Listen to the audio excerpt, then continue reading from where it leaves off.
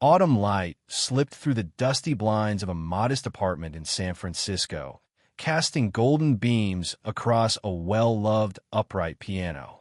Eliza Rowan's fingers moved like water over the keys, lingering on the final notes of Chopin's Nocturne in E-flat major.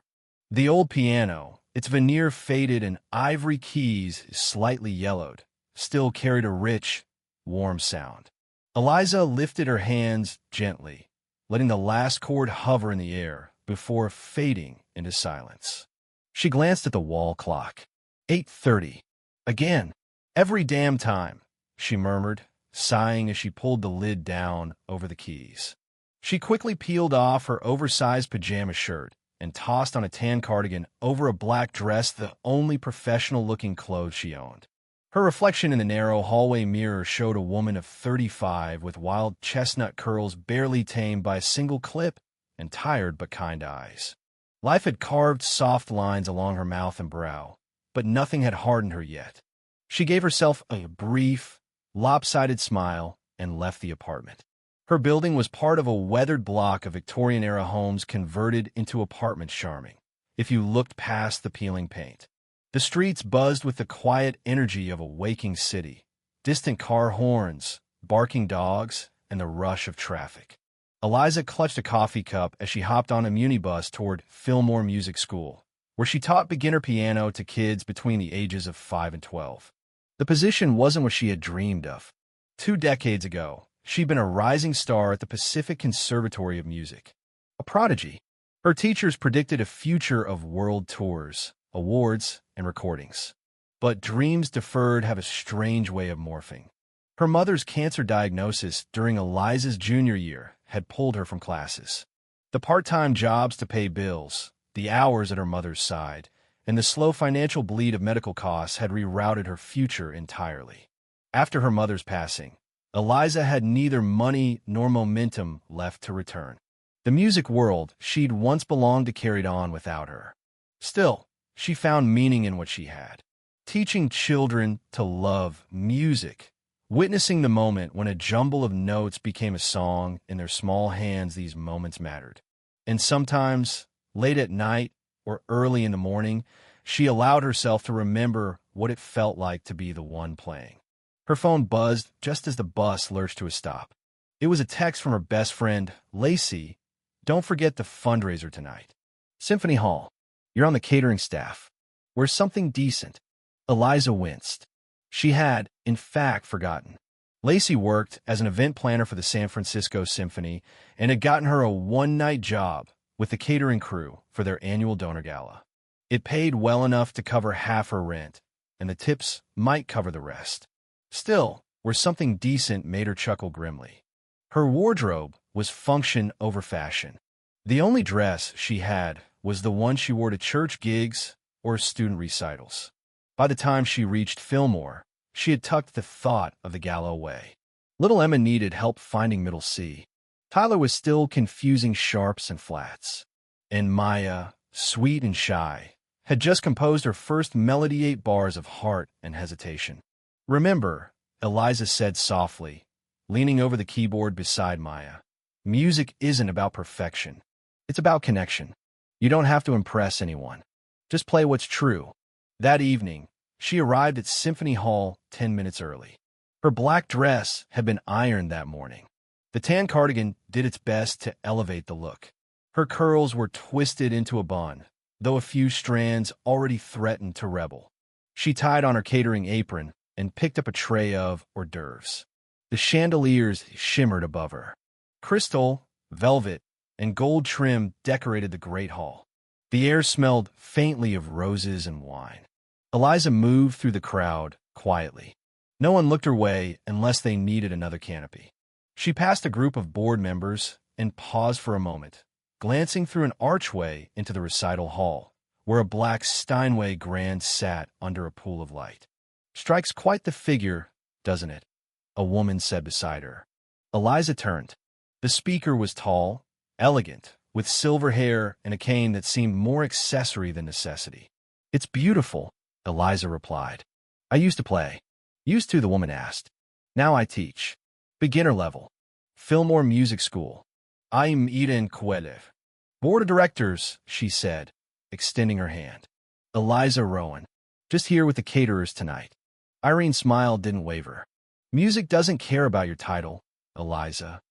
Their conversation paused as a group of sharply dressed young adults entered the room, led by a tall man with impeccable posture and a face that could have been chiseled from marble.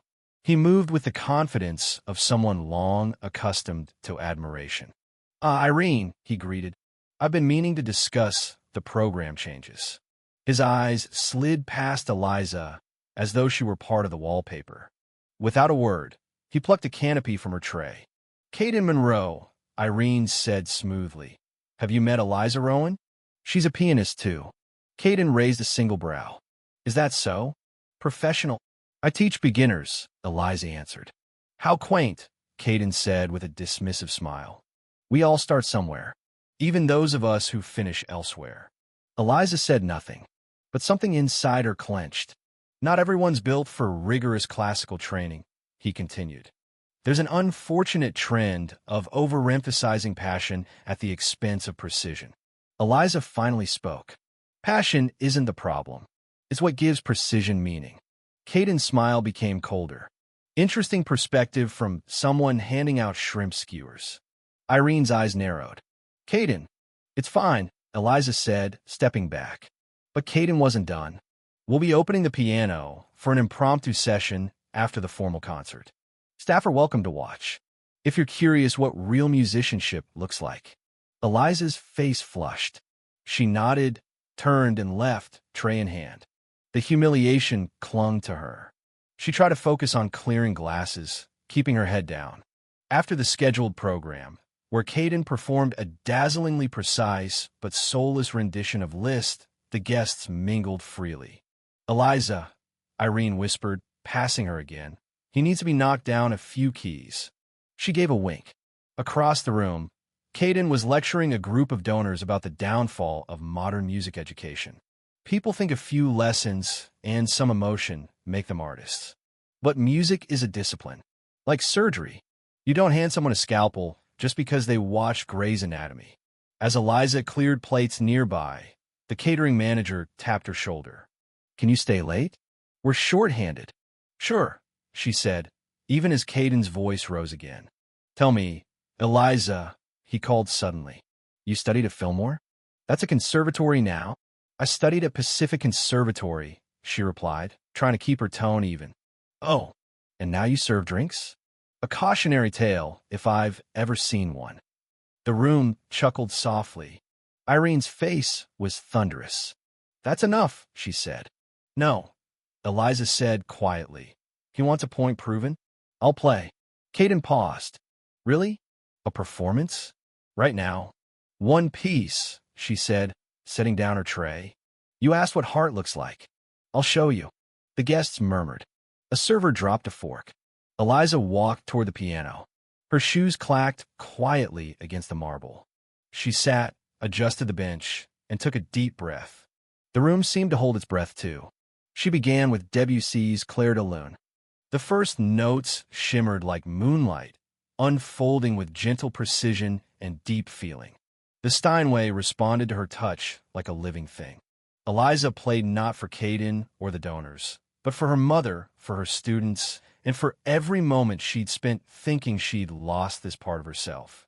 She poured years of pain and joy and quiet strength into each measure. As the final notes drifted into the rafters, the silence in the room was thunderous. Then, without pause, she shifted into Chopin's revolutionary etude. The explosion of energy startled the crowd. Her hands blurred across the keys, left hand thundering, right hand flying with impossible clarity. This wasn't just impressive. It was breathtaking. And it wasn't just technical. It was war. Her declaration. By the climax, every eye in the room was on her. Even the most jaded patrons leaned forward. Even Caden's students stared in awe. When the final chord rang out, Eliza lifted her hands and let the silence speak. Then came the applause. It wasn't polite. It was thunderous, rising like a tide. People stood. Irene clapped with tears in her eyes. Lacey had joined the crowd, whooping with joy. Even the catering manager clapped, dumbfounded. Caden Monroe didn't move. His face was blank. Then, slowly, he walked toward the piano. "You've clearly retained your training," he said. "I never lost it," Eliza replied. He handed her a business card. "My office. Tomorrow. We should talk." She looked at it, then handed it back. "Thanks, but I think I'm finally doing just fine." In the weeks that followed, a video of the performance surfaced online. A donor had filmed it. It went viral. Music blogs, newspapers, and even radio stations picked it up. Unknown Genius Stuns San Francisco Gala. Eliza received invitations to perform, to teach, to record. But she didn't quit Fillmore. She accepted a part-time faculty role at Pacific Conservatory, teaching musicality and emotional interpretation. 6 months later, she played a sold-out solo concert in the same hall where she once served canapes. Her students sat in the front row. Irene, Lacey, and even Caden sat among the audience. Eliza wore the same black dress and her old tan cardigan. Before she played, she stepped to the mic. "Music," she said, "isn't about status. It's about truth. Never forget that." Then, she sat down at the Steinway and played as though the world had never told her to stop.